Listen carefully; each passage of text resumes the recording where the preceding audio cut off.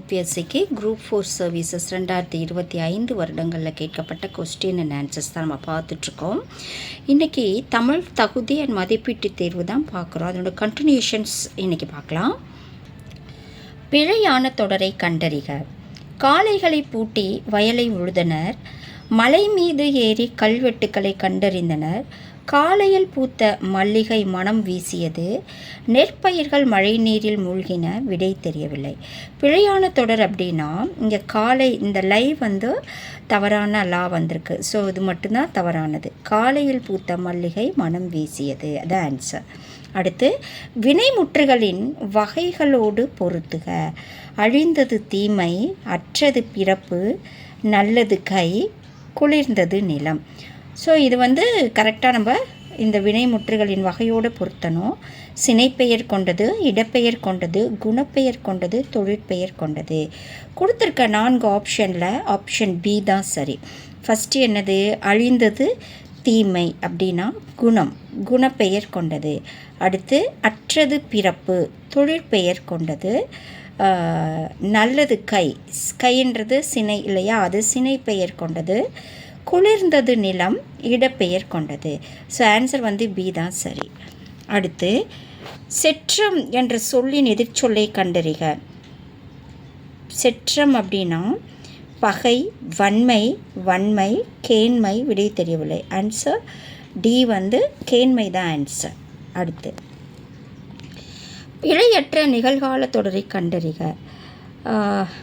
கண்ணன் நேற்று வருவான், அன்பு நாளை வந்தான், கவின்மொழி வருவாள், பூமி சுழல்கிறது, விடை தெரியவில்லை. நிகழ்கால தொடர் அப்படின்னா பூமி சுழல்கிறதா கரெக்டான ஆன்சர்.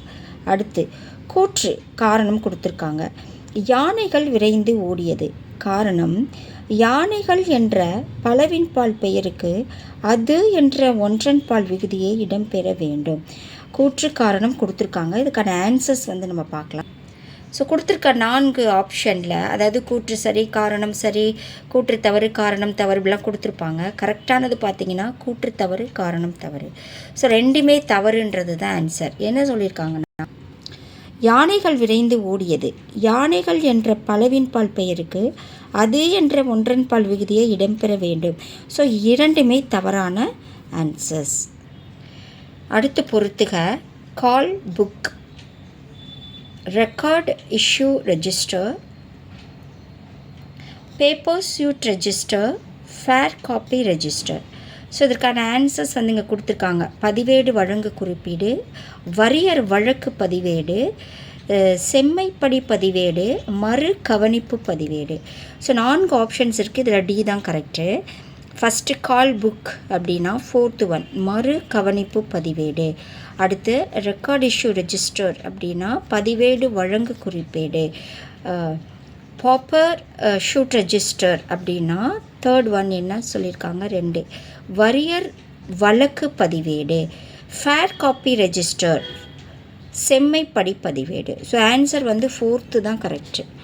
அடுத்து அடோரிங் என்னும் ஆங்கில சொல்லிற்கு தமிழ் சொல் கண்டறிக. முன்னேறுதல், ஒப்பு கொடுத்தல், போற்றுதல், துணை நிற்றல், விடை தெரியவில்லை. Answer C போற்றுதல். அடோரிங் அப்படின்னா போற்றுதல்.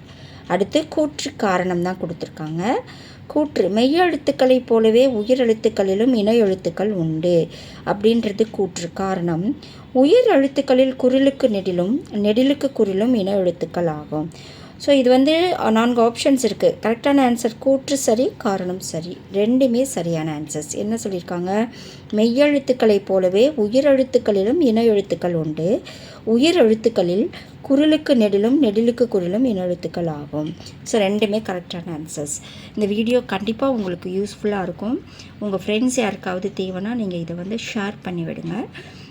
மறக்காமல் சப்ஸ்கிரைப் பண்ணி லைக் பண்ணி கொஞ்சம் சப்போர்ட் பண்ணுவீங்கன்னு நம்புகிறேன். இதனோட கண்டினியூஷன்ஸ் நம்ம அடுத்த வீடியோவில் பார்க்கலாம். நன்றி.